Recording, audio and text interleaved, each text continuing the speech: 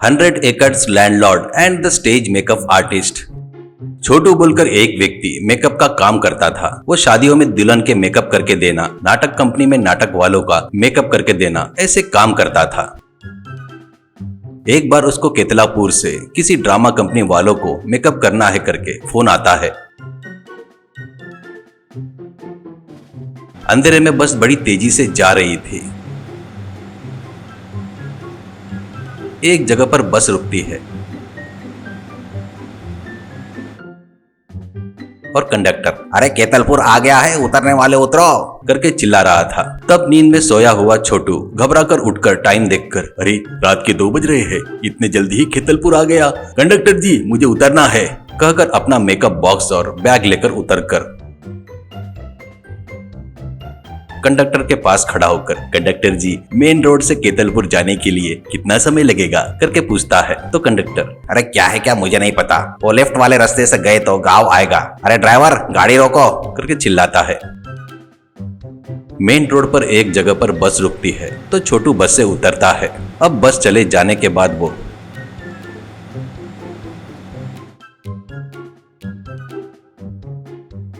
इस आधी रात में मुझे पता बताने के लिए कोई भी नहीं मिलेगा। ऊपर से हर तरफ अंधेरा है। वही शहर रहा तो रास्ते पर लाइट्स रहते हैं, कोई ना कोई घूमते रहता है। यहाँ पर तो कोई नहीं दिख रहा है। ऊपर से कैसे तो भी अजीब आवाजें सुनाई दे रही है। उसने बताया हुआ रास्ता यही होगा, कैसे तो भी गांव पहुंचना होगा, ऐसा सोचता है और उस रास्ते से डरते हुए जा रहा था।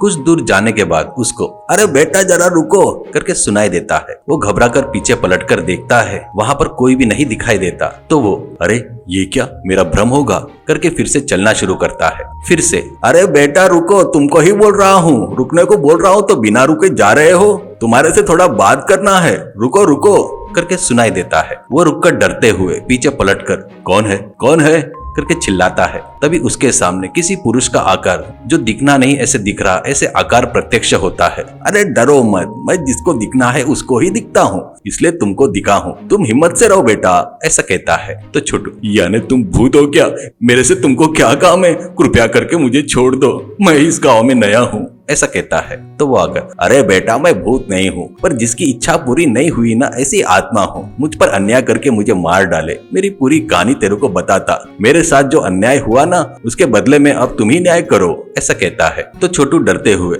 आत्मा जी आप किसी का बुरा नहीं करने वाले आत्मा होंगे, पर मुझे आपसे कोई काम नहीं है और तुम्हारी कहानी सुनने का समय भी नहीं है मेरे पास, प्लीज छोड़ दो, ऐसा कहता है। तो आत्मा मुझे देखकर मजा ले रहे हो या डर रहे हो मुझे पता नहीं चल रहा है, पर मैं तेरे को कुछ भी नहीं करूंगा, आधी रात हो गई है, अब तू गया तो भी तेरे को कोई नहीं मिलेगा, कृपया करके मेरी कहानी सुनो, इतना कि तुम्हारा नाम क्या है, ऐसा कहता है। छोटू मेरा नाम छोटू है करके बताता है। आत्मा छोटू पहले मेरी कहानी सुनो, बाद में तुमको पसंद हो तो मेरी मदद करना, नहीं तो तेरे रास्ते तू चले जाना। मेरा नाम आशुतोष है, मेरे इस गांव में 100 एकड़ जमीन है करके अपनी कहानी बताना शुरू करता है।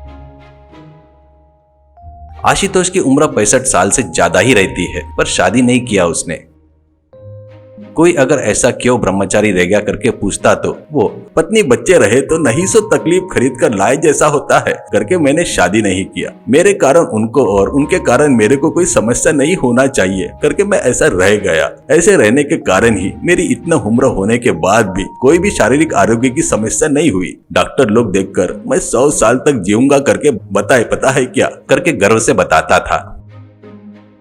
पर एक दिन आशुतोष को उसने क्या गलती कर दिया करके समझ में आ गया। वो गलती क्या है बोले तो मुझे अब समझ में आ गया, मैं शादी नहीं करके बहुत बड़ी गलती कर दिया। अभी मेरी जायदाद छीनने के लिए, दबाने के लिए बहुत सारे लोग देख रहे हैं। वही मुझे पत्नी बच्चे रहते तो मैं अभी कितनी हिम्मत से रहता था, मेरे बच्चे मेरी मदद के लिए रहते थे। गाँव वाले कितना भी प्यार से अपनेपन से बात किए तो भी मेरे अपने रहे तो अलग ही रहेगा ना, इसलिए मेरी जायदाद गाँव के मंदिर के नाम पर देना अच्छा रहेगा, ये मेरा अभिप्राय है, ऐसा सोचता है।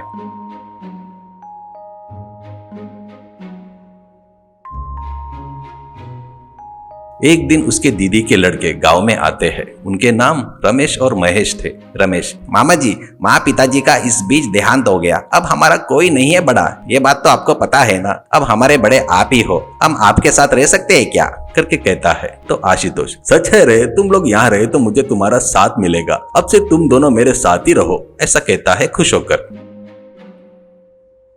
पर दोनों बड़े ही आलसी है करके पता चलने में ज्यादा समय नहीं लगा। दोनों हमेशा खाना, बातें बड़ापन करना, सोना, इसके अलावा कोई काम नहीं करते थे। दोनों को काम करो करके खेत में भेजे तो वो दोनों वहां जाकर काम करने वालों से जानबूझकर झगड़ा करके घर वापिस आते थे। वो देखकर भी उनको आशुतोष कुछ भी नहीं कहता था।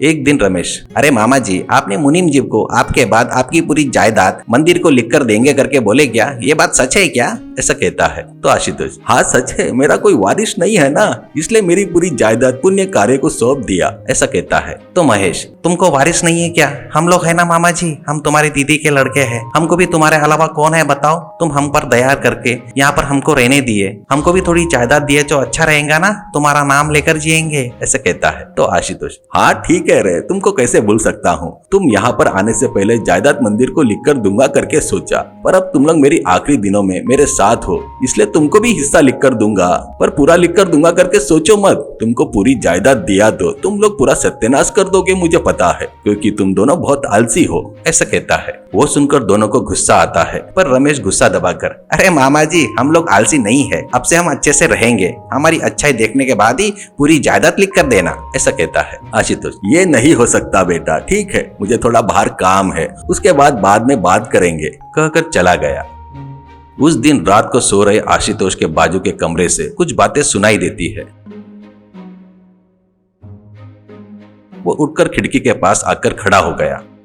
अंदर देखे तो रमेश और महेश बात कर रहे थे। रमेश, अरे अपने को पूरी जायदाद मिलेगी करके नहीं लग रहा है रे, अपन अन्याय हो गए तो मामा जी अपने ऊपर दया दिखाकर अपने को नजदीक लेगा करके जहर देकर अपने माँ बाप को मारे, ये बात किसी को पता नहीं। दिल का दौरा गिरने से दोनों साथ मर गए करके सबको यकीन दिलाए, पर यहाँ आने के बाद तो कहानी ही पलट गई। ये आदमी क्या है क्या, जायदाद पूरी मंदिर को लिख कर देता बोल रहा है, अब अपन क्या करेंगे यार, ऐसा कहता है। तो महेश, इसलिए तो मैं मामा जी के जैसे साइन करना सीख गया हूँ, अब मैं बिल्कुल उनके जैसे साइन कर सकता हूँ। अपन ही वसीयत के पेपर बनाएंगे कि वो अपनी जायदाद पूरी अपने को लिखकर दे रहे करके, लिखकर उनके जैसे साइन करके, उसके बाद उनको ऊपर भेज दिए तो हो जाएगा ना, पूरी जायदाद अपनी हो जाएगी, किसी को शक भी नहीं होगा, ऐसा कहता है। वो सुनकर आशुतोष को उनको पकड़कर मार डालना इतना गुस्सा आता है, पर गुस्सा दबाकर आकर सोने की कोशिश करता है, पर कितना भी कोशिश किए तो भी नींद नहीं आ रही थी। उनकी बातें बार बार याद आ रही थी। वो नींद से जागकर शादी किए तो बच्चे पैदा होकर उनके कारण नहीं सो तकलीफें आएगी करके इतने साल शादी नहीं करके रह गया।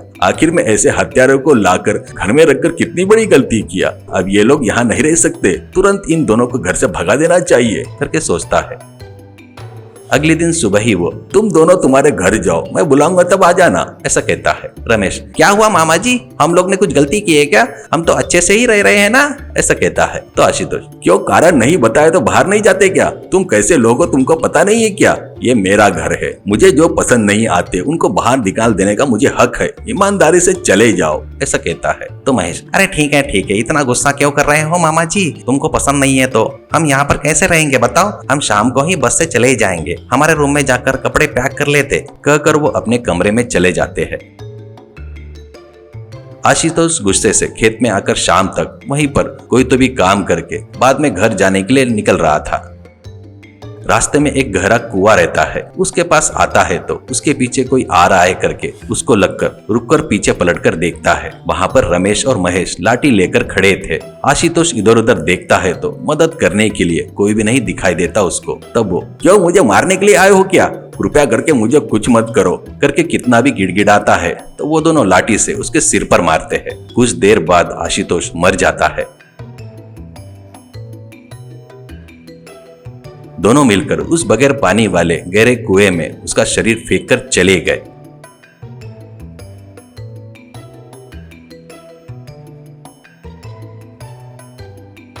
आशुतोष की आत्मा बाहर आ जाती है। उस कुएं में बहुत से लोग गिरकर मरे हैं करके उधर साइड कोई भी नहीं आते कहकर अपनी कहानी पूरी खत्म करके आत्मा, बेटा मैं उन दोनों से बदला लेने के लिए इस आत्मा के रूप में घूम रहा हूँ। उनसे मुझे बदला लेना है। मुझे ताकत कितना भी हो, बगैर शरीर के मैं कुछ भी नहीं कर सकता। इसलिए अच्छे शरीर के लिए देखते वक्त तुम दिखे। मेरी पूरी कहानी सुने ना, अब बताओ मेरी मदद करते या नहीं, ऐसा कहता है। वो सुनकर छोटू को दया आती है और वो, आशुतोष जी उन लोगों ने तुमको कब मारा? कितने दिन हो गए ऐसे घूम रहे हो? मैं तुम्हारी किस तरह से मदद कर सकता हूँ, ऐसा कहता है। तो आत्मा, बेटा मेरी मदद करने के लिए तैयार हुआ इसलिए धन्यवाद। मुझे कल शाम को ही मार दिया गया है। अभी तक गाँव में किसी को भी मैं मरा करके पता नहीं। मैं तुमको मदद क्यों मांग रहा हूँ बोले तो तुम बिल्कुल मेरे जैसे हो, पर जवान हो, बस यही फर्क है। अगर तुम बालों में सफेद रंग लगाकर, माथे पर टीका मेरे जैसे कपड़े पहन लिए तो, मेरे जैसा मूंछें बढ़ाकर हाथ में लाठी पकड़े तो तेरे को देखकर सभी लोग आशुतोष कहेंगे, ऐसा कहता है। तो छोटू, तो मैं तुम्हारा पहले फोटो देखा तो उसके जैसा मेरा रूप बदल लूंगा, ऐसा कहता है। आत्मा, वैसा क्या? तो पहले तू हमारे घर जा। वो दोनों बेवकूफ पीकर खेत में पड़े होंगे, सुबह होते तक घर नहीं आएंगे। घर में मेरी फोटो है, उसके हिसाब से तेरा रूप बदल ले। इतना कि तू कौन है, किस काम से आया है इस गाँव में, ऐसा कहता है। तो छोटू, मैं एक मेकअप आर्टिस्ट हूँ। इस गांव में कोई नाटक कंपनी वाले ने मेकअप करो करके तुम्हारे गांव के मुनीम साहब ने मुझे बुलाया है, इसलिए यहाँ पर आया हूँ, ऐसा कहता है। तो आत्मा, ओहो तो तुम मेकअप आर्टिस्ट हो क्या? तो तुमको मेरे जैसा रूप बदलने के लिए ज्यादा तकलीफ करने की जरूरत नहीं होगी। पर पहले तो मुनीम साहब के यहाँ मत जाना, पहले मेरे घर जाना, मैं रास्ता बताता चलो, ऐसा कहता है।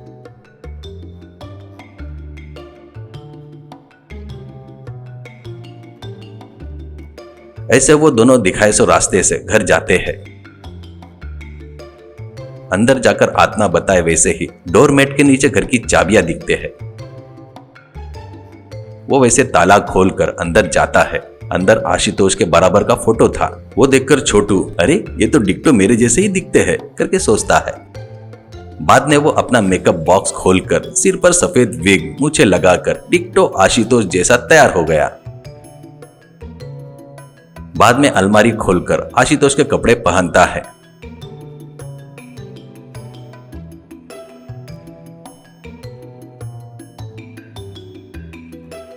बाद में वो आईने में देखकर बिल्कुल फोटो के जैसे आशुतोष के जैसा हूँ, किसी को भी शक नहीं होगा, ऐसा सोचता है। छोटू, मैं तुम्हारे नजदीक में ही रहूंगा, तुम्हारे पर कोई संकट नहीं आएगा, मैं देख लूंगा। तुम हिम्मत से मेरे जैसे नाटक करते रहो, ऐसा कहता है।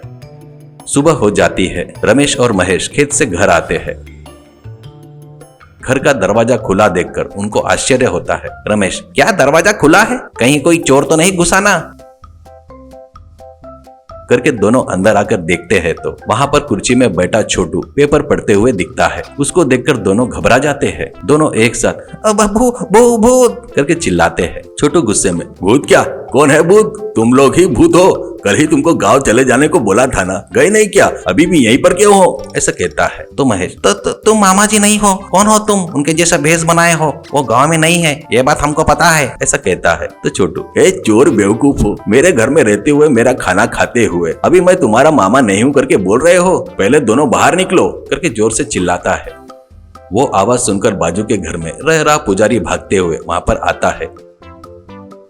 क्या हुआ, इतने जोर से चिल्ला रहे हो आशुतोष जी, करके कहता है। तो महेश, हमारे मामा जी कल शाम को शहर गए, 2 दिन तक नहीं आते करके बोले, पर ये कौन है क्या हमारे मामा करके बोल रहा है? पहले इसे घर से बाहर निकालो। पुजारी, तुम दोनों पागल तो नहीं हुए ना? सामने अपने मामा को रखकर कोई नकली आदमी बोल रहे हो क्या, ऐसा कहता है। छोटू, पुजारी जी ये दोनों मेरे जायदाद दबाने के लिए देख रहे हैं। कल सुबह ही दोनों को घर से जाने को बोला था, पर दोनों भी नहीं जाकर रात भर खेत में पीकर गिरकर अभी आकर मुझे ही उनका मामा नहीं कह रहे हैं। इनको ऐसे ही नहीं छोड़ना चाहिए, मेरे हाथ के लाठी से 4 लगाए तो, करके लाठी उठाता है। बस दोनों डरकर बाहर चले जाते हैं। बाद में आत्मा, जो काम मैं करना चाहता था वो तुमने कर दिया चुटकियों में, अब इनको अंदर आने मत देना। और एक खास बात, गांव में बहुत सारे लोग मुझसे उधार लिए हैं, वो लोग वापस किए तो बगैर कुछ बोले चुपचाप ले लेना, मैं फिर से आऊंगा, करके गायब हो जाता है। बाद में छोटू गांव में आता है। उतने में एक आदमी सामने आकर, नमस्कार आशुतोष जी, सब ठीक है ना, ऐसा कहता है। छोटू वो कौन है पता नहीं रहने से, अरे हाँ ठीक हूँ, आप कैसे हो, कहते वक्त साइकिल से जा रहा एक व्यक्ति, नमस्ते मुनीम जी, कहते हुए चला गया। छोटू को तब पता चला कि वो मुनीम जी है करके। मुनीम जी, अरे आशुतोष जी, रमेश और महेश मेरे पास आकर आप शहर में सेटल हो रहे करके आप अपनी पूरी जायदाद उनको लिखकर दे रहे हो करके बोल रहे थे, वो बात सही है क्या? करके पूछता है। तो छोटू, अरे वो दोनों चोर बदमाश है जी, उनकी बातों पर आप यकीन मत करना। मैं पहले बोला वैसे ही मेरी पूरी जायदाद मंदिर को ही मिलेगी। उन दोनों को आज ही घर से भगा दिया मैंने, ऐसा कहता है मुनीम जी। अरे बाप रे, वो दोनों इतने बड़े बदमाश है क्या? अनाथे करके नजदीक लिए तो तुम्हारी जायदाद पर ही नजर डाले। आप संभल कर रहो, वो लोग पैसों के लिए आपको कुछ भी कर सकते हैं, ध्यान से रहो, कहकर चला गया। रमेश और महेश गांव के बाहर ही बैठकर, रमेश, अरे महेश, अपन ने तो मामा को मार डाले ना, तो फिर मामा वापस कैसे आ गए? अपन ने जैसे मारे थे उस मार से उनका सिर फट गया था ना, पर वो मार कहीं नहीं दिख रहा है ना, कहीं वो भूत तो नहीं है ना, ऐसा कहता है महेश। अरे भूत भूत कुछ नहीं है रे, मामा पक्का मर गए। अभी जो है वो कोई धोखेबाज है, मामा जी के जायदाद के लिए नाटक कर रहा है, ऐसा कहता है रमेश। तू भी सच कह रहा है रे, कल मामा जी को मारकर कुएं में फेंक दिए ना, अपन लोग कुएं में उतर कर देखेंगे, अगर वहाँ पर मामा जी की लाश रही तो यहाँ पर जो है वो नकली है, चल चल कर देखते हैं, ऐसे कहता है। ऐसे वो दोनों उस कुएं के पास आते हैं। वहीं पर रह रहा आशुतोष की आत्मा, तुम दोनों को मजा चखाता देखो करके तेजी से कुएं में चला गया। दोनों डरते हुए धीरे धीरे कुएं की सीढ़ियां उतर रहे थे। कुएं में आशुतोष की आत्मा, कौन है रे मेरे कुएं में उतर रहा है? तुमको अपनी जान पारी है क्या?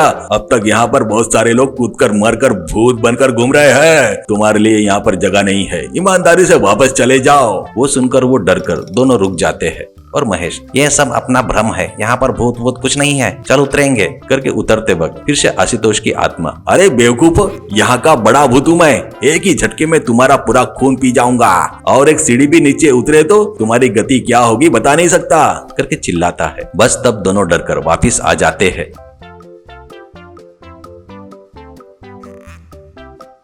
उस रात को दोनों एक टूटे फूटे मंडप में सिर छुपाते हैं। सुबह हो जाती है। तब महेश, अरे मुझे बहुत ही बढ़िया आइडिया आया रे, आज पहली तारीख है ना, मामा जी के पास उधार लेने वाले सब लोग असल और ब्याज देने आएंगे, तो वहीं पर जो नकली मामा बना है ना, उसका आने वाले के नाम तो पता नहीं होंगे। कभी भी कोई भी कर्जा पूरा चुका देता है तो उसके कागज पत्र उसको वापस कैसे देगा? क्योंकि मामा जी की अलमारियों की चाबियां कहाँ छुपाते हैं अपने को ही नहीं पता, तो उसको पता कैसे होगा, ऐसे कहता है रमेश। हाँ तो अपन एक काम करेंगे, मुनीम को साथ लेकर घर जाकर वहाँ जाएंगे, वो जो नकली है करके साबित करेंगे, ऐसा कहता है। ये सब वहां रहकर आशुतोष की आत्मा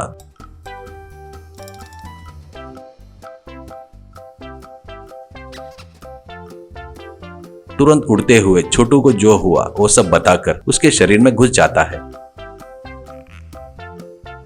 उधर बाद में दोनों रमेश और महेश मुनीम साहब के साथ जाकर मिलते हैं। और रमेश, मुनीम जी, वहाँ जो है ना वो हमारे मामा नहीं है, हमारे साथ आए तो हम साबित करेंगे, कहकर अपने साथ में लेकर आशुतोष के घर आते हैं। उनको देखकर छोटू गुस्से में, तुम लोग फिर से क्यों यहाँ पर वापस आए? तुम दोनों तुरंत यहाँ से बाहर निकल जाओ करके चिल्लाता है। मुनीम जी, अरे आशुतोष जी, ये दोनों आपसे कुछ कहना चाहते हैं, इसलिए मैं यहाँ पर आया हूँ, हमको घर में आने दो, ऐसा कहता है। ऐसे वो लोग अंदर आने के बाद एक किसान अंदर आकर, आशुतोष जी, आपसे लिया हुआ कर्जा ब्याज के साथ दे रहा हूँ, मेरे कागज पत्र मुझे वापस दे दो, कहकर पैसे देता है। तो तब महेश, मुनीम साहब जी, अब देखो चोर पकड़ा जाएगा, उस किसान के पेपर वो नहीं दे पाएगा, क्योंकि उसको अलमारी की चाबियां कहाँ रहती है पता नहीं, ऐसा कहता है। छोटू वहां से उठकर एक जगह छुपाए सो अलमारी की चाबियां लेकर अलमारी खोलकर उसमें के कागज पत्र लेकर उस किसान को देते हुए, चौहान ये लो तुम्हारे कागज पत्र करके देता है। वो खुश होकर वहां से चला गया। उसके बाद छोटू, मुनीम साहब, ये दोनों निकम्मे बेवकूफ है करके आपको पहले ही बताया ना, उनकी बात सुनकर मैं आशुतोष नहीं हूँ करके साबित करने के लिए यहाँ पर आए, ये मुझे पता है। असल में उन बेवकूफ की बात क्यों मान रहे हो और मेरी बात क्यों नहीं मान रहे हो, मुझे समझ में नहीं आ रहा है, ऐसे कहता है। तो मुनीम साहब, माफ कीजिए आशुतोष जी, ये इतने बड़े बेवकूफ है करके पता चल गया, मैं यहाँ पर आया इसलिए मैं शर्मिंदा हूँ, अब इनकी बातों को मैं नहीं सुनूंगा, इनको अब सबक सिखाता हूँ करके उन दोनों पर हाथ उठाते ही दोनों डरकर वहां से भाग जाते हैं। बाद में छोटू के शरीर से आशुतोष की आत्मा बाहर आकर चली गई। अगले दिन छोटू खेत में जाकर वापस आते वक्त बहुत जोर से बारिश गिरने से उसके चेहरे पर का पूरा मेकअप निकल गया।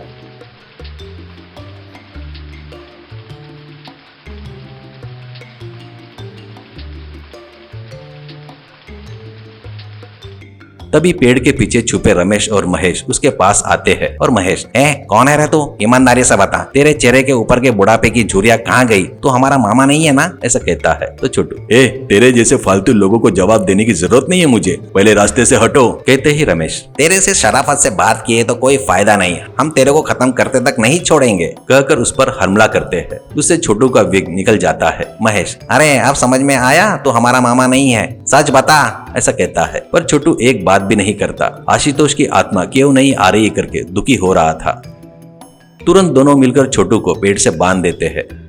और रमेश, अरे महेश, अपन जाकर मुनीम साहब को बुलाकर लेकर आएंगे, तब उनको ये धोखेबाज करके बता सकते हैं। ऐसा कहता है। ऐसे दोनों भागते हैं।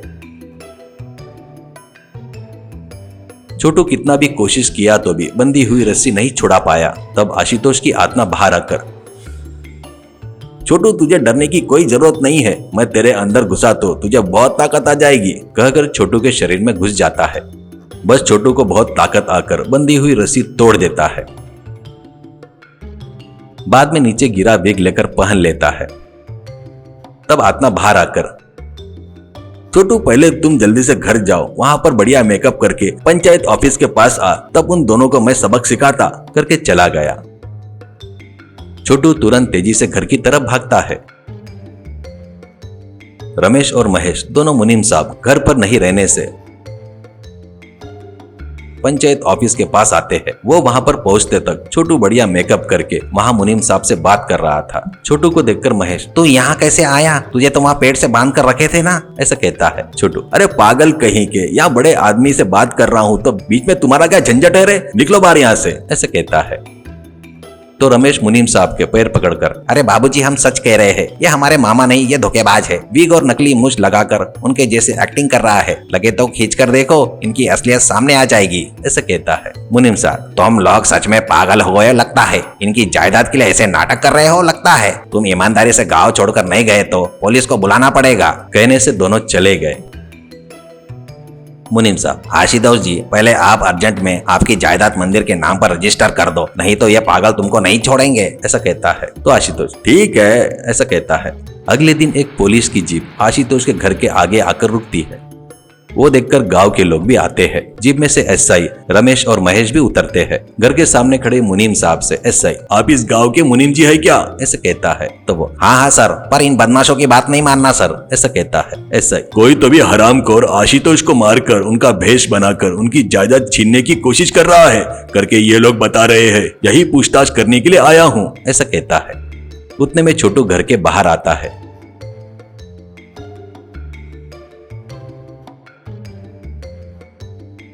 तो मुनीम जी, अरे आशुतोष जी, आपके भांजे तुम पर शक करके पुलिस को यहाँ पर लेकर आए हैं, ऐसे कहता है। तो ऐसा, ओहो, तो तू है क्या आशुतोष के जैसा एक्टिंग कर रहा आदमी, उनको मारकर कहाँ फेंक दिया, सच बता, ऐसा कहता है। छोटू, अरे सर, इनकी बातों पर आप यकीन मत कीजिए, ये बहुत बड़े आलसी है, करके घर से भगा दिया, उस बात से गुस्सा होकर ये काम कर रहे हैं, ऐसा कहता है। महेश, सर, ये हमारा मामा नहीं है, इनके जैसा विग पहनकर घूम रहा है, विग और मूछें खींचकर देखिए, आपको पता चल जाएगा, ऐसा कहता है। तब ऐसा ही मूछें और विग खींचता है। तब कम उम्र वाला छोटू उनको दिखाई देता है।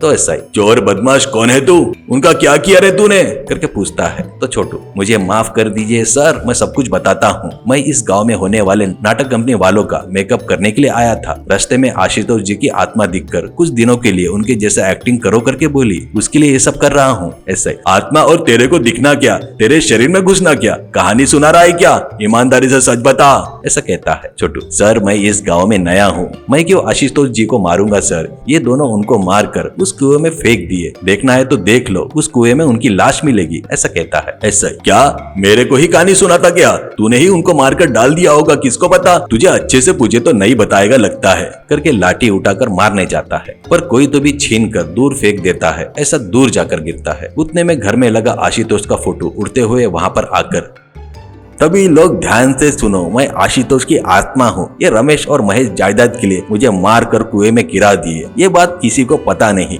ये सभी को पता चलना करके इस छोटू को मेरे जैसा एक्टिंग करने को बोला, वो मासूम भोला है, उसे छोड़कर इन दोनों को जेल में डालो, ऐसा कहता है। तो ऐसा ही रमेश और महेश को जीप में चढ़ाकर लेकर चला गया। आत्मा, मुनीम जी मेरा बदलाव पूरा हुआ इसलिए मैं जा रहा हूँ। मेरे पूजा घर में मूर्ति के पीछे अलमारी की चाबियां रहती है। मैं बताए वैसे ही मेरी पूरी जायदाद मंदिर को दीजिए। मेरे लिए इतनी मेहनत किया इसलिए छोटू को मेरा घर दे दो। अब मैं आराम से चला जाऊंगा। कहकर फोटो की आत्मा चली गई। छोटू, मुनीम साहब जी, मैं कौन से काम के लिए यहाँ पर आया था, यहाँ पर कुछ और ही हो गया। आशुतोष जी के दया से मुझे उनका घर मिला है, उनका बदला भी पूरा हुआ। कहकर फोटो लेकर घर में चला गया।